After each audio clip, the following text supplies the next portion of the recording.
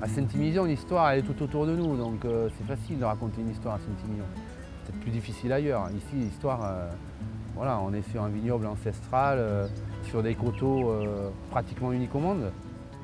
Ce sont des terroirs argilo-calcaires, exposés sud, drainants et qui nous donnent des vins, quand on sait attendre et les ramasser à maturité, d'une grande finesse, d'une grande puissance. On goûte régulièrement dans chaque parcelle.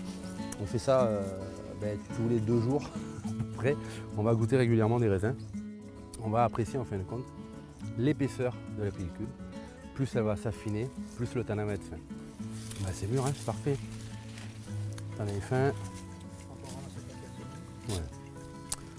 2 jours. 2 jours. Jeudi fait beau, on ramasse ça jeudi.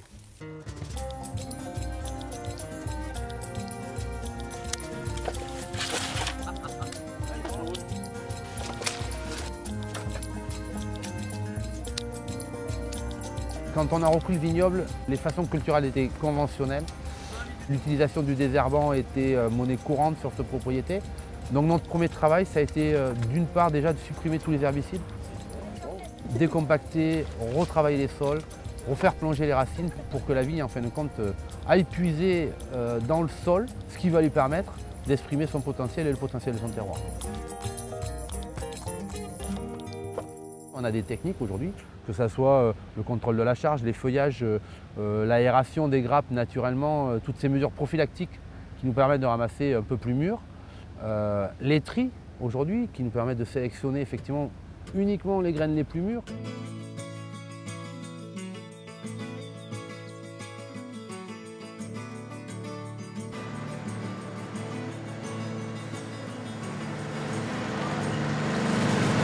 Voilà, c'est l'étape juste avant l'épigage. Je remouille le chapeau pour éviter qu'il y ait des déviations acétiques qui se forment dans le chapeau de l'arbre. Ça se passe bien? Très bien. Ça va être super.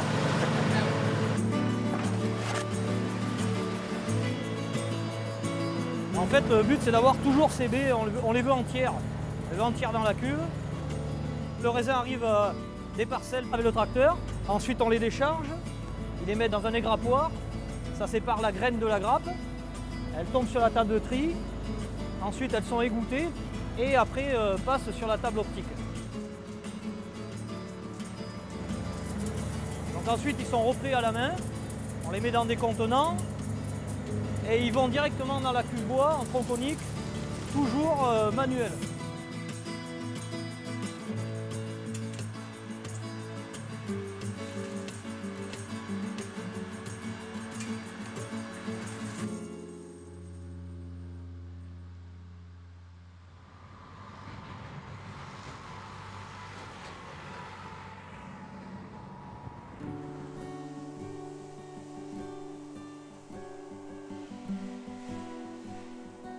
Nous, ça fait 5 ans qu'on a repris cette propriété, ça fait 5 ans qu'on essaye de mettre en évidence ces terroirs.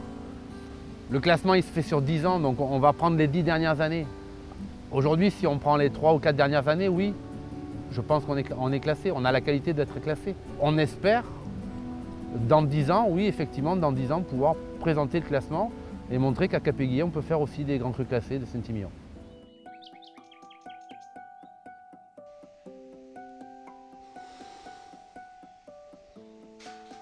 Au départ, ça a été une révolution, et puis maintenant, je pense qu'on est rentré dans l'intimité de la propriété, dans l'intimité du terroir, et on a pu obtenir les maturités qu'on voulait. À partir de ce moment-là, quand on a le produit, le vin, c'est comme la cuisine, quoi. Si on a la matière première, ça facilite bien les choses.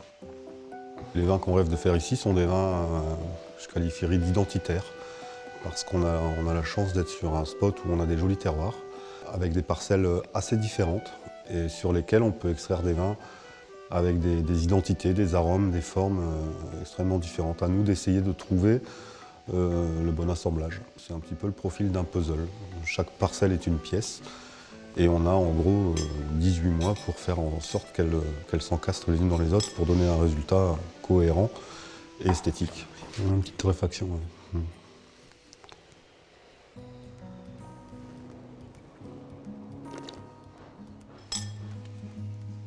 C'est une jolie structure, c'est très élégant, très long. Magnifique. Un peu épicé. On peut réglisser même sur la finale. Capéguier, c'est un vin qui clairement doit matcher avec les meilleurs crus de Saint-Émilion. Pas par prétention, simplement parce qu'on en a le potentiel au niveau des sols. Ce sont des vins qui, après 5-6 ans de bouteille, dévient leurs arômes sur des notes florales, truffées, très très beaux vins de gastronomie. On est vraiment dans les grands vins de Bordeaux, dans les grands vins de Saint-Émilion.